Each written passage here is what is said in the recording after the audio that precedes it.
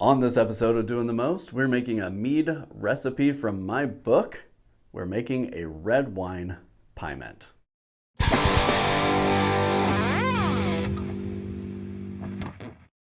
This is a red wine pyment made from grocery store grape juice, like Concord grape juice. You just want to make sure when you're buying your juice, you get 100% preservative-free grape juice. So check those labels, make sure there's nothing like potassium bisulfite or sodium benzoate in your grape juice, so that way your yeasts don't have any struggles getting your fermentation started. My book is available at my website, doingthemost.org/book, as well as on the Amazon Kindle store right now. It is on sale for $9.99. It includes a full illustrated walkthrough of how to make mead at home, as well as 20 tested, trusted mead recipes. I hope you enjoy it. This recipe is crazy simple. Here are the ingredients. The ingredients for this red wine pyment are 0.9 gallons of red grape juice, half an orange worth of zest, 1.5 pounds of honey, and 1 gram of wine tannin. The yeast we'll be using for this is Lalvin's RC212 yeast. We will also be using 6 grams of ferment O as our nutrient. For back sweetening, I like this a little sweet, so I recommend 5 ounces of honey to back sweeten this 1 gallon batch. So the tannin in there just gives a little bit of improved staying power on the flavor profile. You could substitute a little bit of strong brewed black tea instead of using wine tannin. I like using wine tannin though, because you measure out just a little bit, throw it in, it does its magic, it's all natural, and it's my favorite way of going for tannin that is not necessarily for flavor, but for texture. And also, there's orange zest in there. That's kind of weird, right? Yeah, maybe. But the orange zest gives just a little piquant of something special in there. Just a little something to offset that, school lunchbox, juice box, grape juice flavor. And so I think that orange zest is really the way to go for this one, but grapefruit might work well. I've not tried lemon or lime, but I can kind of see how that would work. It is super important to sanitize all of your gear. I use a no-rinse solution called Starsan. You just mix it up by the proportions listed on the bottle. Make sure all of your gear that is going to touch your mead is sanitized with Starsan, and just don't rinse it. Just shake it off and go. Don't fear the foam. It is a no-rinse solution, so you don't have to rinse it off. It is sanitized and ready to go as long as it has had about 2 minutes of contact time with your Starsan. You want to make sure that the yeast you put in your mead is the only microbe present in your mead. Starsan and other no-rinse sanitizers will obliterate nearly all microbes in the environment that are on your gear, and so it's a great option for helping prevent infected brews. All right, enough talking. Let's get to brewing.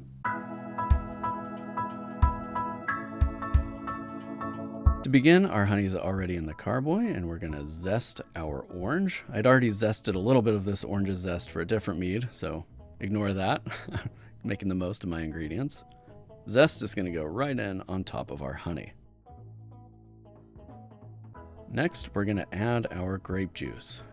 And my grocery store was out of red grape juice, so I'm using the equivalent of frozen juice concentrate. So for this recipe, that's 2 cans of frozen juice concentrate and some water to dilute.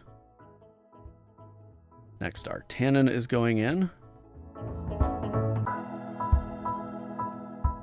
And we'll put our sanitized stopper on there, give it a little shake to combine our honey and add some oxygen, and then we will top it up with the rest of our water. We're going to bring that right up to the 1 gallon mark.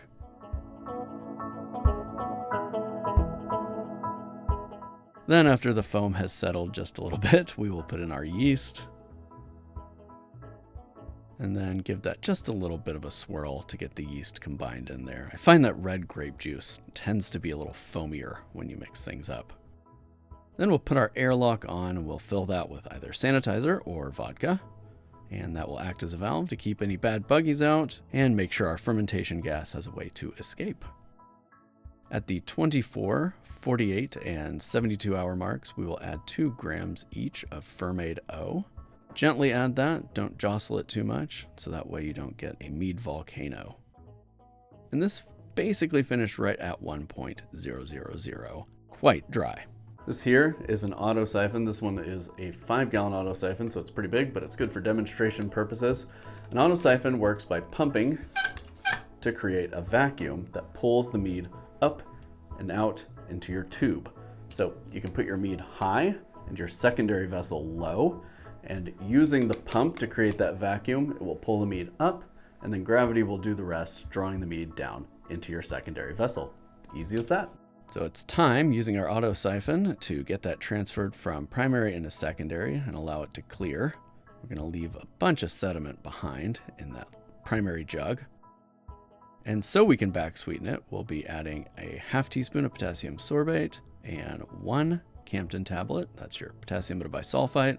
And these act in tandem to stabilize the mead, making sure that you don't get any more microbial activity out of your yeast. That way, we can back sweeten without the back sweetening honey fermenting completely out again and creating a bottle bomb. So about 12 to 24 hours later, you can come back in with your back sweetening honey and back sweeten that up. I like to warm my back sweetening honey a little bit so it mixes easier. So that goes right into the stabilized mead, and then we'll give it a very gentle stir to make sure nothing is stuck to the bottom. So our airlock goes on, we'll put that in the fridge to cold crash and clear, and that process will take a week or two. Once it's cleared up, we're ready to get that into bottles. This here is a bottling wand. The bottling wand attaches to the end of your racking hose, and it's got a valve on the bottom. When you're transferring your mead from secondary into your bottles, you use this so you can fill your bottles from the bottom up and minimize oxygen exposure. So you get your siphon started, you put this all the way into the bottom of the bottle, press down, it will fill the bottle from the bottom up, and as soon as the liquid gets to the top of the lip of the bottle, you pull it out and it stops the flow. Super handy. So I sanitized some wine bottles. These are corked wine bottles, so we'll be using a hand corker to put corks in the necks of those. And this batch net me 4 bottles of delicious red wine pyment. All right, it's time to take a taste, and I brought out my Kinsale Mead Company glass for this that my friend David brought me back from his trip to Ireland recently. So, thanks, David. You see how red that is? Nice.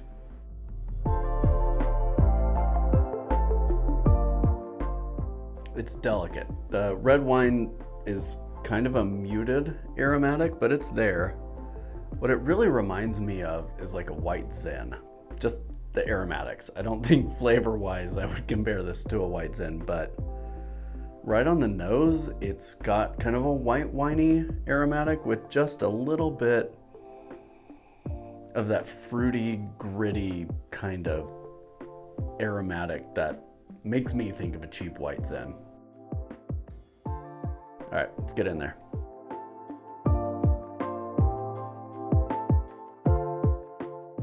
Yeah, that's excellent. What's crazy to me is this is like 5 weeks old. It's super young and it's super drinkable already. Part of that is because we've got a heavy-handed back sweetening in there. That grocery store red grape juice, fermented out dry, provides a really nice, it's a wine-like character, but it's also like a juicy character. And that little bit of orange zest in there, it like you could not ID it. I defy somebody to identify that that is orange zest that you're tasting, but it gives some ripple to the flavor that it needs. It needs some of that intrigue in there. I would like to see this done with like some cracked black peppercorns, just a little bit, a couple of grams, to see how that would kind of persist through fermentation. I might want to sweeten it just a little bit more than what's recommended in the book, but this would be a good like introductory mead for folks who have never tried mead before, to say, hey, this is what it can be. It's a fun one, super cheap to make, and it's in my book, You Can Make Mead, available at dointhemost.org/book. If you like this video, please subscribe and ring that notification bell so you don't miss any upcoming content from our channel. Happy brewing, stay safe out there, and until next time, cheers. Homemade brews and various how-tos, everything from mead to roast, bake creation, fermentation, inebriation, doing the most.